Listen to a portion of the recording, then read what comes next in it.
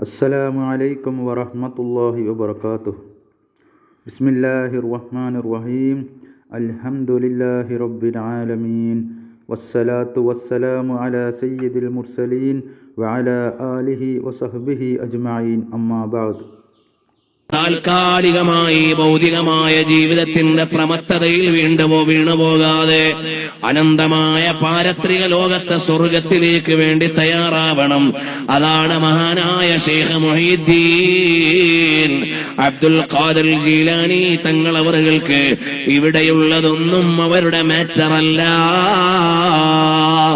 അവരെ കണ്ണെപ്പോഴും ലൗഹയിലാതെന്നോ അവര് നോക്കിയിരിക്കുന്നത് ആത്മീയ ലോകത്തെ ഉന്നതങ്ങളിലേക്കാണ്. ഇവിടെയുള്ള കഷ്ടതകളും നഷ്ടങ്ങളുമല്ല അവരെ മതിച്ചത്, നാളത്തെ സ്വർഗമാണ് അവരെ കാത്തിരിക്കുന്നത്. മഹാനരായ ശൈഖ് മുഹീദ്ദീൻ തങ്ങൾ അവസാനം വഫാത്തിന്റെ ഘട്ടത്തിൽ കിടക്കുകയാണ്. ഞാനിനി നീട്ടി സംസാരിക്കുന്നില്ല. ഇതുകൂടി പറഞ്ഞുകൊണ്ട് നമുക്ക് സ്വലാത്തു ചൊല്ലാം. സയ്യിദന്മാരിവിടെയുണ്ട്, ദുആ ചെയ്യാം. ജല്ല ജലാലായ റബ്ബ് സുബ്ഹാനഹു വ തആല മഹത്തുക്കളായ സ്വാലിഹീങ്ങളുടെ ബറക്കത്ത് കൊണ്ട് നമ്മുടെ എല്ലാം ഖൽബ് നന്നാക്കി തരട്ടെ. പ്രിയമുള്ളവരെ, മഹാനരായ ശൈഖ് മുഹീദ്ദീൻ തങ്ങൾ വഫാത്തിന്റെ ഘട്ടത്തിൽ കിടക്കുകയാണ്. എന്റെ ശബ്ദം ശ്രവിക്കുന്ന ഉമ്മ പെങ്ങന്മാരെ, ഇന്ന് നമ്മുടെ മക്കൾക്ക് നമ്മൾ ആഖിറത്തെക്കുറിച്ച് പറഞ്ഞു കൊടുക്കുന്നില്ല. ഇവിടത്തെ സ്ഥാനമാനങ്ങളും വിദ്യാഭ്യാസങ്ങളും യോഗ്യതകളുമല്ലാതെ മോനെ മോളെ, ഇന്നല്ലെങ്കിൽ നാളെ നമ്മൾ ഇവിടുന്ന് പോകേണ്ടവരാണ്. ഇതിനപ്പുറത്തൊരു ലോകമുണ്ട്. ആ പാരത്രിക ലോകത്ത് നല്ലത് ചെയ്തവർക്ക് സ്വർഗമുണ്ട്. ഇവിടുന്ന് നന്മ ചെയ്തവർക്കാണ് അവിടെ സ്വർഗമുള്ളത്. ഇവിടെ തിന്മ ചെയ്തവർക്ക് അവിടെ നരകമാണ്. അതുകൊണ്ട് മോനെ, നീ നല്ല നിലക്കൊന്ന് ജീവിച്ച് മുത്തഖിയായാൽ കിട്ടാനുള്ള സ്വർഗം എത്ര മനോഹരമാണ്. ഇന്നത്തെ മക്കൾക്ക് സ്വർഗം കൊതിക്കാൻ നമ്മളെ പറഞ്ഞു കൊടുക്കാറുണ്ടോ? ഇന്നത്തെ മക്കൾക്ക് നരകത്തെ ഭയക്കാൻ നമ്മളെ നരകത്തെക്കുറിച്ച് അവരെ ഭയപ്പെടുത്തി അറിയിക്കാറുണ്ടോ? ഇന്ന് നമ്മളിന്ന് ബോഡി ഷേപ്പ് പർദ്ദയിട്ട് നടക്കുകയാണ്, ടൈറ്റ് ഫിറ്റ് വസ്ത്രം ധരിച്ച് നടക്കുകയാണ്. ഉമ്മ പെങ്ങന്മാരെ, നിങ്ങൾ ശരീരത്തിന്റെ നീളവും വണ്ണവും വർണ്ണവും ഭാവവും അന്യപുരുഷന്മാര് കാണുന്ന നിലക്കുള്ള വസ്ത്രം ധരിച്ചാൽ അല്ലാഹുവിന്റെ കോപത്തിനിരയാകും, മുത്തുനബി തങ്ങളുടെ അനിഷ്ടത്തിന് പാത്രമാകും. അങ്ങനെയുള്ള ആളുകൾക്ക് നാളെ സ്വർഗം നഷ്ടമാണ്. ഒരു പക്ഷേ നിങ്ങൾക്ക് വനിതാ രാഷ്ട്രീയം കൊണ്ട് അതിനെ മുസ്ലിയാമാരെ തോൽപ്പിക്കാൻ കഴിഞ്ഞെന്ന് വരും. ചിലപ്പോൾ വനിതാ കമ്മീഷനെ കൊണ്ട് സ്റ്റേറ്റ്മെന്റ് ഇറക്കാൻ പറ്റിയെന്ന് വരും. ചിലപ്പോൾ മീഡിയകളെ കൊണ്ട് ലോകം തിരിയാത്ത മുസ്ലിയാരെന്ന് പറയാൻ പറ്റും. അതുകൊണ്ടൊന്നും വസ്തുതകൾ മാറില്ല. മരണം ഇല്ലായ്മ ചെയ്യാൻ ഒരു സയന്റിസ്റ്റും കണ്ടുപിടിച്ചിട്ടില്ല. മരണം അല്ലാഹു തആല വിളിക്കുന്ന സമയത്ത് തടുത്തു വെക്കാൻ ആരും വരില്ല. ആ മരണത്തെ മറികടക്കാൻ ഇവിടുത്തെ ഒരു ഗവേഷകനും കഴിഞ്ഞില്ലല്ലോ. അപ്പോൾ മരണം യാഥാർത്ഥ്യമല്ലേ? ഇതിനപ്പുറത്തൊരു ലോകവും ആ യാഥാർത്ഥ്യമാണ്.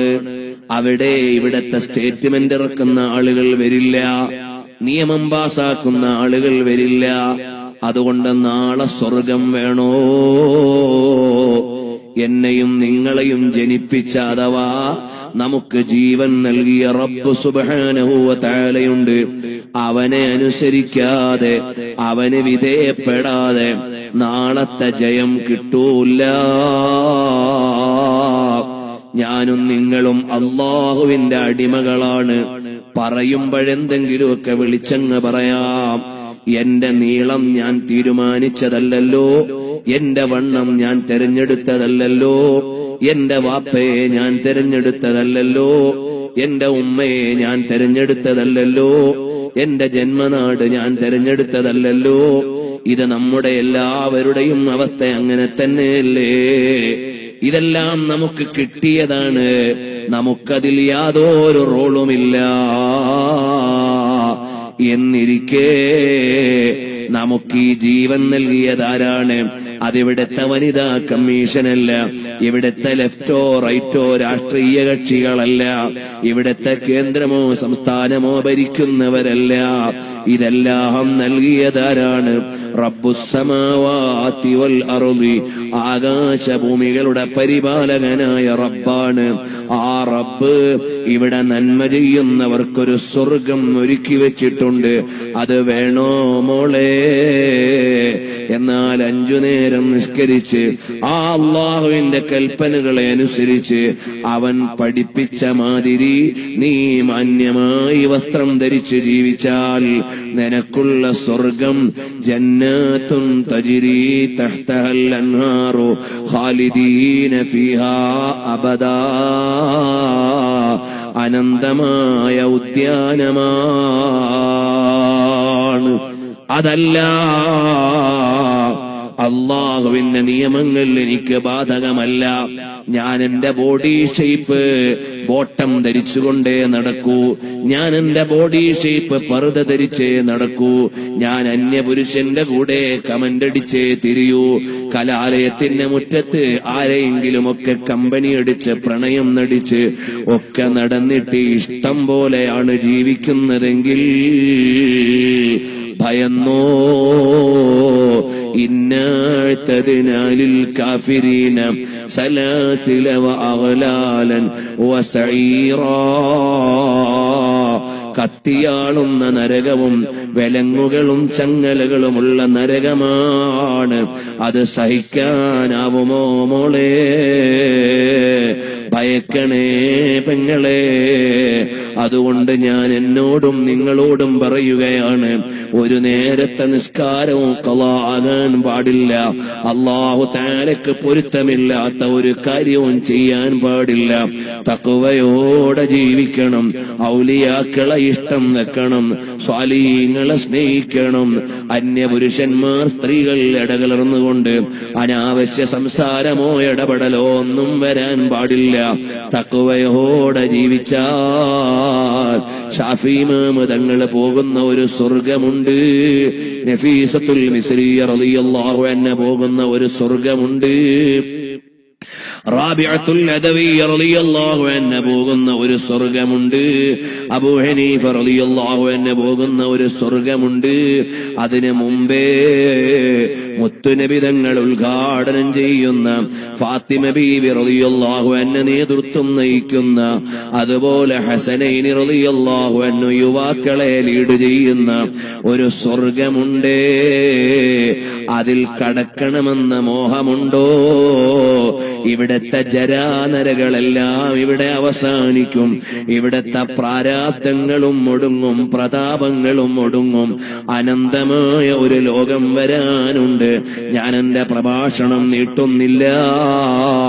ശൈഖ് മുഹീദ്ദീൻ അബ്ദുൽ ഖാദിർ ജീലാനി തങ്ങളവറുകൾ വഫാത്തിന്റെ ശയ്യയിലാണ്. അവിടുത്തെ മകൻ അബ്ദുൽ ജബ്ബാർ എന്നവരെ വന്നിട്ട് ചോദിക്കുന്നു, കൈഫ അസ്ബഹത യാ വാലിദീ, ഉപ്പാ എങ്ങനെയുണ്ട് ഉപ്പാ, എങ്ങനെയുണ്ട് ഉപ്പാ? ഉടനെ ശൈഖ് അവറുകൾ പറയുകയാണ്, ജമീഉ അളാഇ തുലിമുനി ഇല്ലാ ഖൽബി, എന്റെ എല്ലാ അവയവത്തിനും വേദനയുണ്ട് മോനെ, ഇല്ലാ ഖൽബി, എന്റെ കൽബിന് വേദനയില്ല. എന്തേ? അതാണ് അല്ലാ തഖാഫൂ വലാ തഹ്സനൂ. മരണപ്പെടുന്ന സമയത്ത് മുഅ്മിനീങ്ങൾക്ക്, മുത്തഖീങ്ങൾക്ക്, സ്വാലിഹീങ്ങൾക്ക് അവരുടെ കൽബിന് സമാധാനമാണ്. ശരീരത്തിന്റെ വേദന അവർക്ക് പ്രശ്നമല്ല. അതുകൊണ്ടാണ് പറഞ്ഞത് ജമീഉ അഅ്ളാഇ തുഅ്ലിമുനി ഇല്ലാ ഖൽബി, എന്റെ കൽബിന് വേദനയില്ല, എന്റെ കൽബിന് വേദനയില്ല.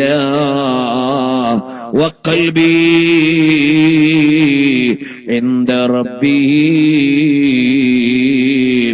എന്റെ കൽബ് അല്ലാഹ് അല്ലാഹ് അല്ലാഹ് രക്ഷിതാവായ റബ്ബിങ്കലാണ് എന്റെ കൽബുള്ളത്. അതുകൊണ്ട് എന്റെ കൽബിന് വേദനയില്ല. അവിശ്വാസികൾക്ക് അങ്ങനെയല്ല. മരണപ്പെടുന്ന സമയത്ത് അവരുടെ കൽബിന് സമാധാനമില്ല.